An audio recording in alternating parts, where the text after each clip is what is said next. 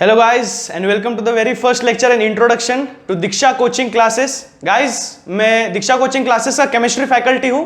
My name is Prateek and I am academically qualified chemical engineer और यहाँ मैं आपको केमिस्ट्री सब्जेक्ट फुल सीरीज सिखाने वाला हूँ जहाँ पे हम कवर करेंगे एचएससी बोर्ड का सिलेबस पूरी तरह से. गाइस, अगर आप दूसरी तरफ देखोगे तो केमिस्ट्री सीरीज आपको मिलेगी, उसके कंसेप्ट के कुछ पार्ट्स मिलेंगे, या तो फिर अगर कोई केमिस्ट्री सीरीज मिलेगा भी आपको टॉपिक वाइज तो गाइस वो पेड होगा. तो यहाँ पे हमारा मेन एम यही है कि यहाँ पे पूरा केमिस्ट्री का course topic wise syllabus wise HSC board के हिसाब से आपको वन गो में मिलेगा, वो भी फ्री ऑफ कॉस्ट. तो गाइस मेरा आपसे अनुरोध है, लाइक शेयर सब्सक्राइब कीजिए. और सब्सक्राइब क्यों करिए? क्योंकि रोज डेली 20 मिनट से 25 मिनट्स का लेक्चर आपको रोज अपलोड होगा इस यूट्यूब चैनल पे. अगर आप सब्सक्राइब करोगे तो आपको डेली नोटिफिकेशन मिलेगा.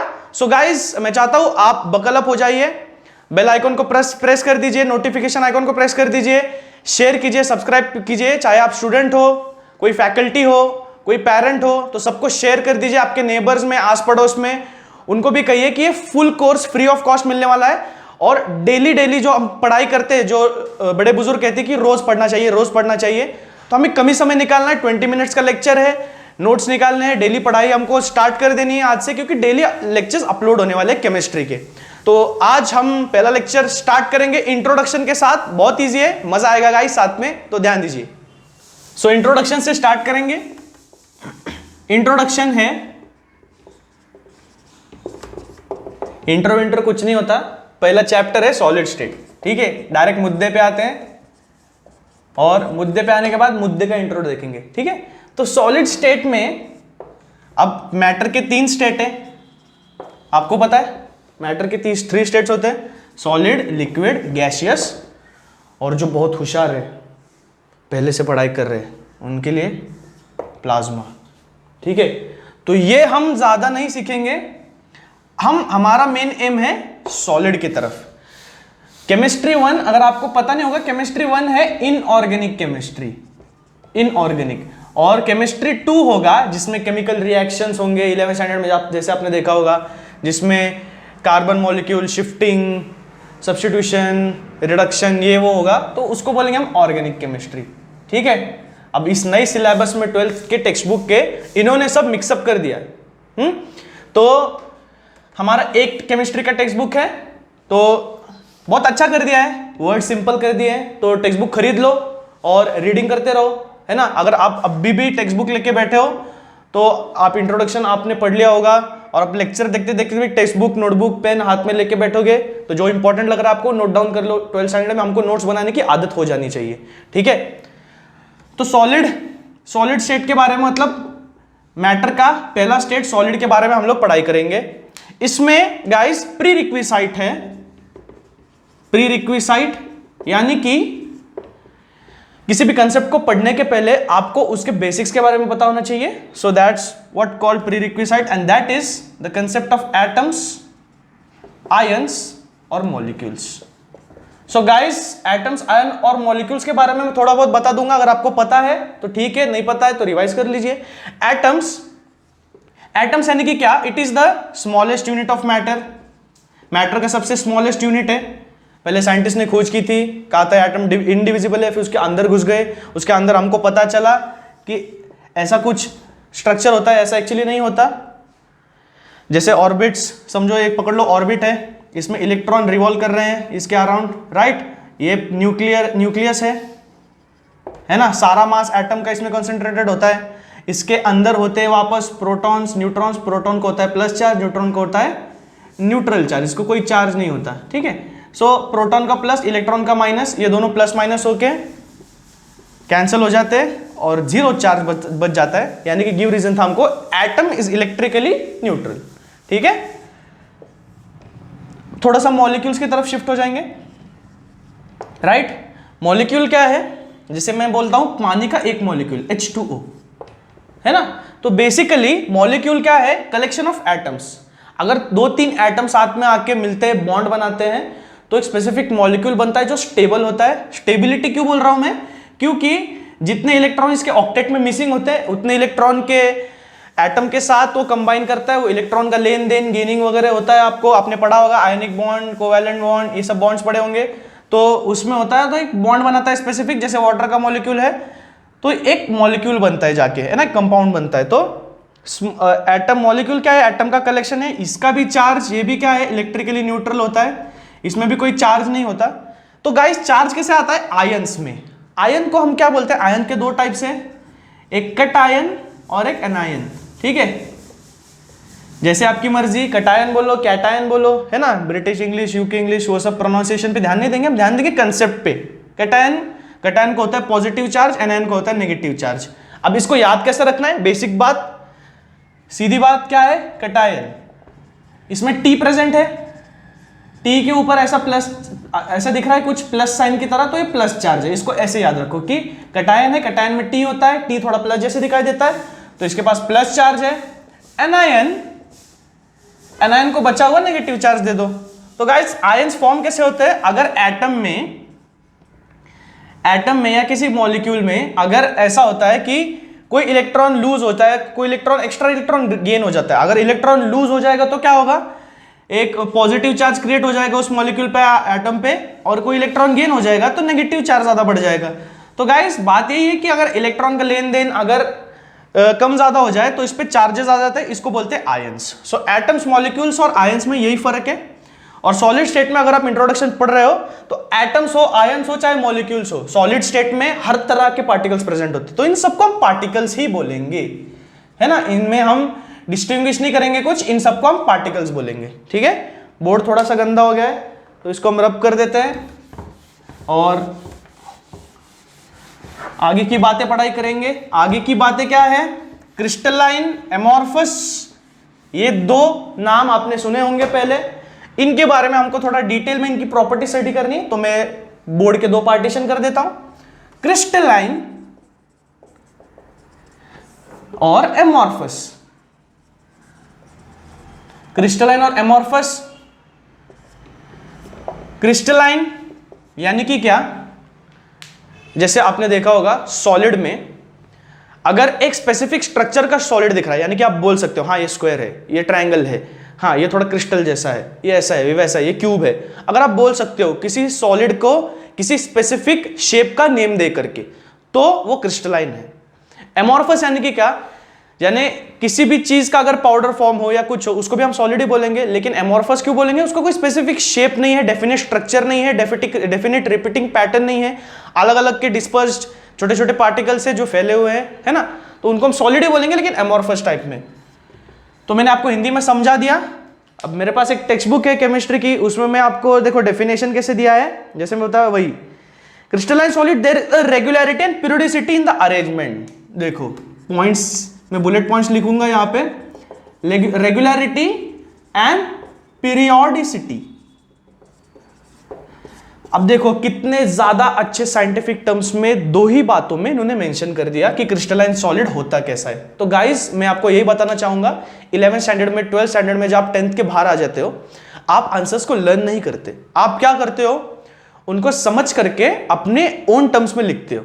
लेकिन गाइस एक चीज याद रखनी है, ओन टर्म्स में लिखते हुए आपसे प्रोनाउंसिएशन, ग्रामर मिस्टेक, लिखते टाइम स्पेलिंग मिस्टेक, बहुत कुछ चीजें हो सकती है, लेकिन उसमें क्या करना है, आपको साइंटिफिक टर्म्स का यूज करना नहीं भूलना है। हम बहुत बार कई दफा ऐसा कर देते हैं, खुद के भाषा में लिखते टाइम उसमें हम साइंटिफिक टर्म्स को ऐड करना, उस वर्ड्स को हम साइंटिफिक भाषा को इन्वॉल्व करना हम भूल जाते हैं।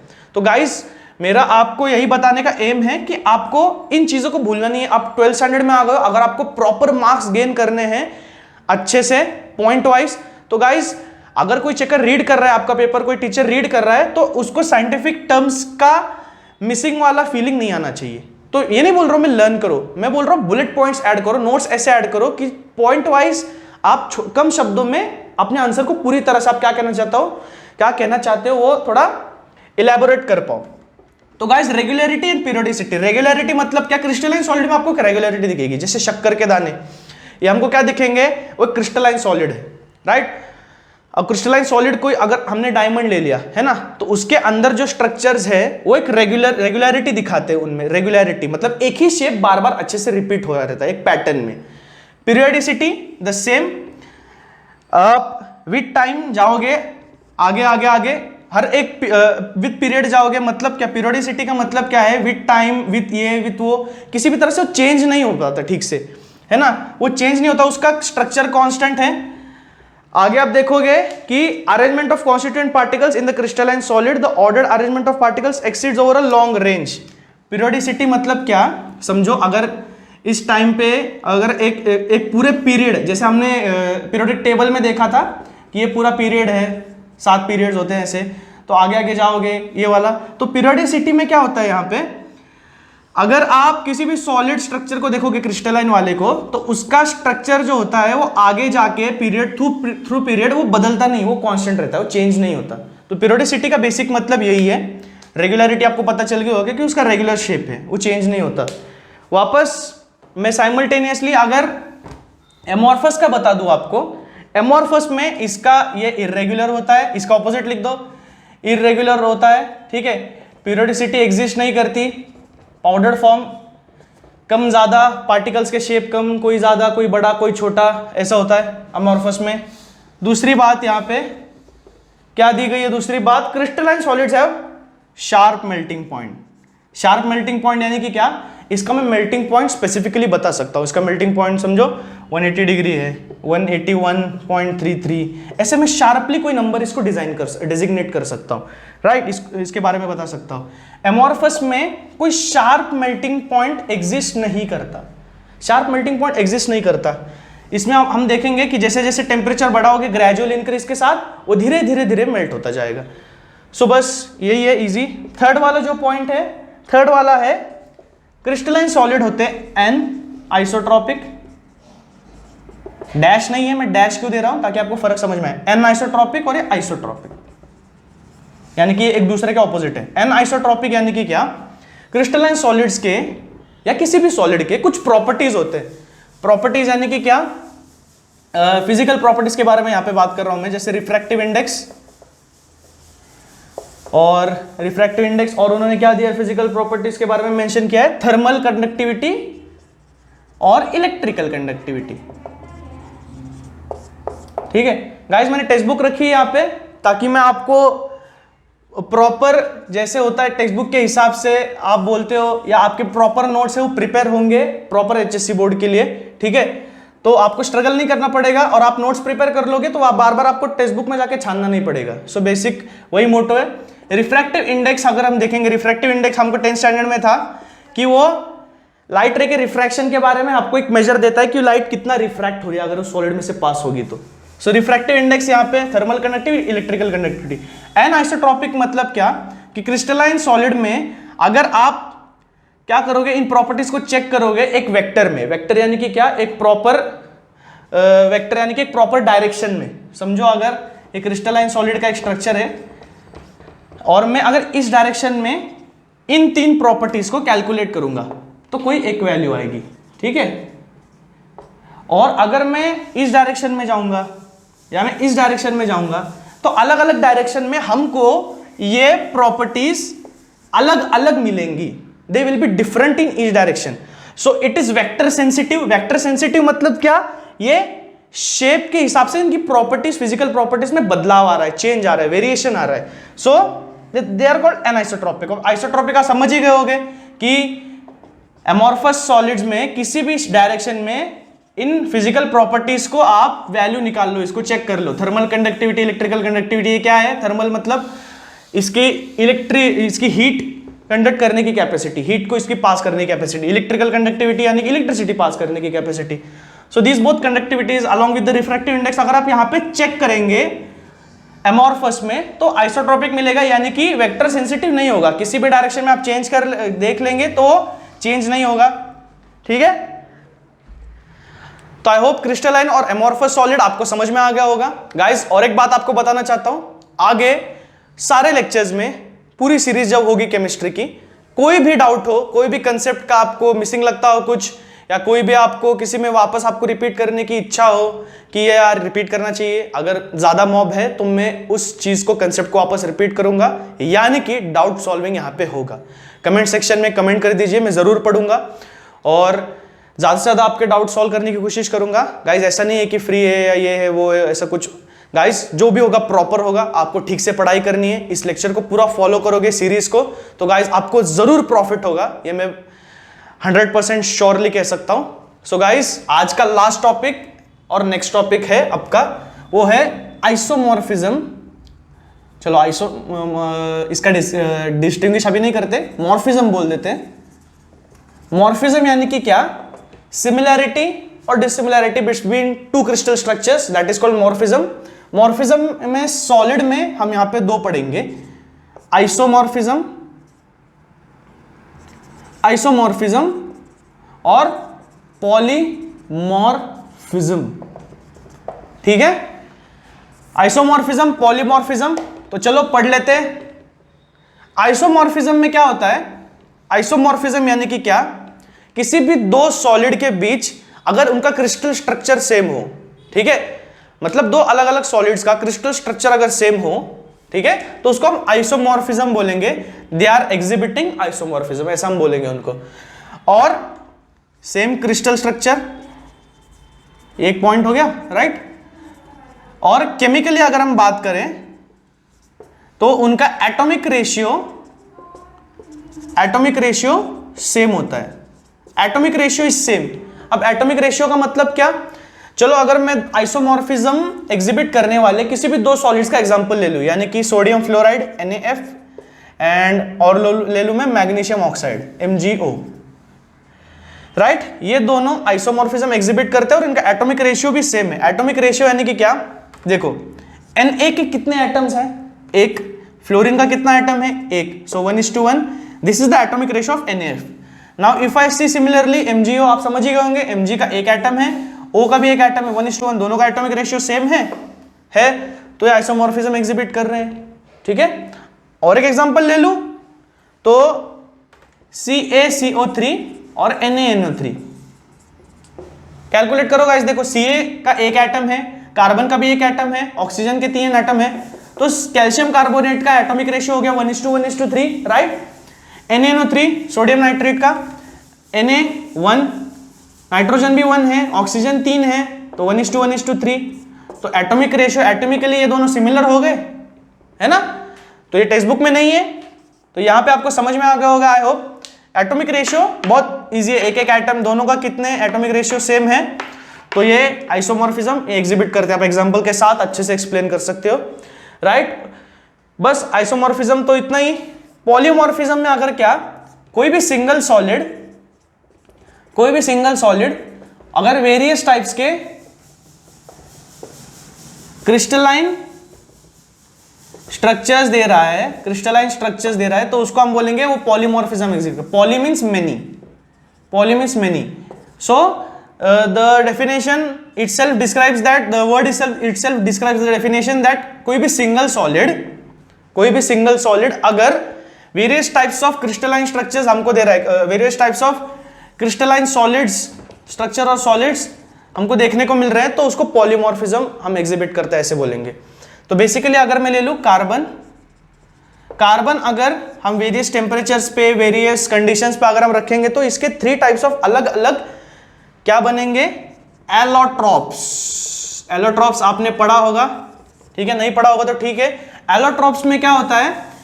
एक सिंगल सॉलिड, एक सिंगल एलिमेंट अलग अलग टाइप्स के क्रिस्टलाइन स्ट्रक्चर्स बनाता है अलग अलग कंडीशंस पे, लेकिन वो बने होते एक ही बेसिक एलिमेंट से, एक ही बेसिक पैरेंट से, तो उसको हम बोलते हैं एलोट्रॉप्स है। कार्बन के, जो कार्बन से बने बेसिक एलिमेंट जो है उसके एलोट्रॉप्स बोलते हैं, क्योंकि पैरेंट है ना, और इसके बच्चे यानी कि एलोट्रॉप्स, ठीक है। अब कार्बन के कार्बन के एलोट्रॉप्स डायमंड, ग्रेफाइट और फ्लोरीन, ठीक है। डायमंड तो आप सबको पता होगा, ग्रेफाइट पेंसिल की लीड में इस्तेमाल होता है, फ्लोरीन उसका नैनो में कुछ थोड़ा स्कोप है, और उसको बकी बॉल भी कहा जाता है, C60, है ना, एक ऐसा स्ट्रक्चर होता है फुटबॉल की तरह। सो गाइस इसमें होता क्या है? डायमंड है क्रिस्टलाइन सॉलिड, ग्रेफाइट है एमोर्फस, और फ्लोरीन है वापस क्रिस्टलाइन, ठीक है। अब देखो पेरेंट एलिमेंट एक ही है, लेकिन टाइप्स ऑफ सॉलिड्स क्या है? दो है, कोई क्रिस्टलाइन है, कोई स्ट्रक्चर एमोर्फस है, कोई वापस क्रिस्टलाइन है। तो गाइस बेसिकली क्या है? पॉलीमॉर्फिज्म में एक ही सब्सटेंस दो टाइप्स के सॉलिड स्ट्रक्चर्स हमको दिखा रहा है, क्रिस्टलाइन भी एमोर्फस भी, है ना। वापस इसका और एक एग्जांपल अगर ले लिए, कॉर्ड्स में भी अल्फा कॉर्ड्स, बीटा कॉर्ड्स, ये हमको अल्फा क्रिस्टलाइन है, बीटा एमॉर्फस है, इसलिए भी कॉर्ड्स भी हमको अलग अलग तरह के हमको ये दिखा रहा है, पॉलीमॉर्फिज्म एग्जिबिट दिखा रहा है, हमको कर रहा है, उसके अलग अलग स्ट्रक्चर बना रहा है सॉलिड्स के। सो गाइस, आइसोमॉर्फिज्म, पॉलीमॉर्फिज्म, ठीक है, इसका हम कंक्लूसिव अगर इसका ओवरऑल पॉइंट हम डिस्कस कर लेंगे। आइसोमॉर्फिज्म में क्रिस्टल स्ट्रक्चर उसका सेम होता है दो सॉलिड्स का, पॉलीमॉर्फिज्म में एक ही सॉलिड अलग अलग टाइप्स के सॉलिड स्ट्रक्चर्स बनाता है।